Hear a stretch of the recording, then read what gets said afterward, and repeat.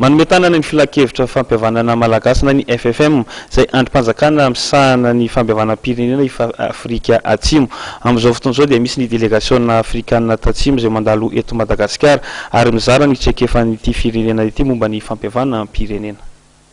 Anampy ny filakevitra fampiavanana malagasy amin'ny fandrafetana ny dravitra nasionaly ho amin'ny fampiavanam-pirenena sy ny lalàna mikasika ny Fonds national de solidarité Afrika Atsimo amin'ny alalan'ireto délégation mandalo eto mantsika ireto. Délégation izay ahitana avy amin'ny ONG Transformation Initiative sy ny mahasoivoan'ny Afrika Atsimo. Misy zavatra anankiroa zany no atao ato amin'ny FFM amin'izao fotoana izao. Voalohany ny drafitra nasionaly mikasika ny fampiavanam-pirenena, plan national de réconciliation. Dia ny faharoa zany dia mikasika ny ametrahana ny Fonds national de solidarité.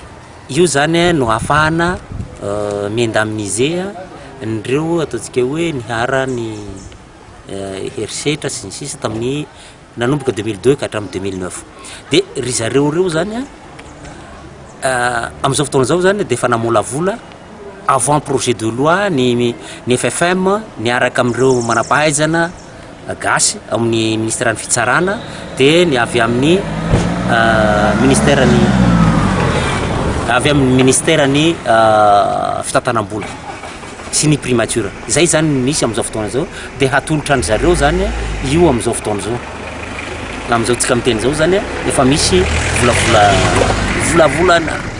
volavolan-dalàna zany dia omena zareo dia eo koa ny traikefa ananany zareo. Amin'izao fotoana izao zany tsika andala mpandrafetana n'io lalàna io dia mila ny traikefa amin'ny olona samihafa anatin'izay ry zareo Afrika Atsimo. Taratasy fangatahana fanorenana avy amin'ny arambona tamin'ny raharaha 2 ny voarain'ny FFM hatramin'ny androany. Raha ny fanazavana tsy mbola nametraka izay fangatahana fanorenana noho ny fahasimbana tamin'ny raharaha 7 izay ny groupe Tico sy ny filoha teo aloha Marc Ravalomanana. No Maria Antonivon'ny FFM mbola andalana amin'ny fandrafetana ny lalàna ananganana amin'ny Fonds national de solidarité ary izy mifankakevitra ny rehetra mialohan'ny aloran'izany amin'ny fahefana mpanatateraka sy ny fahefana mpanao lalàna. Ny tapaka anay farany teo zao dia hanao consultation élargie. Zay zany hoe ny hery velona rehetra zany mba tsara hahita n'io zavatra io, alaina ny heviny ireo ny hara-pahavoazana.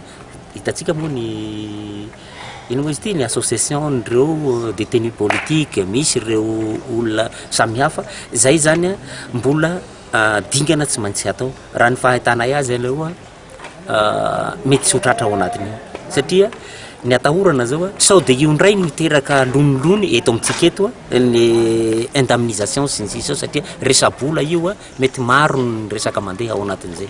Raha ny fanazavana ny eto ny tale kabinety amin'ny filakevitry ny fampiavanana malagasy dia tsy tratra ny volana mehana tanterahana fivoriana ara-potoana ny antenimera-pirenena ny fandrafetana ny lalàna momba ny fampiavanam-pirenena.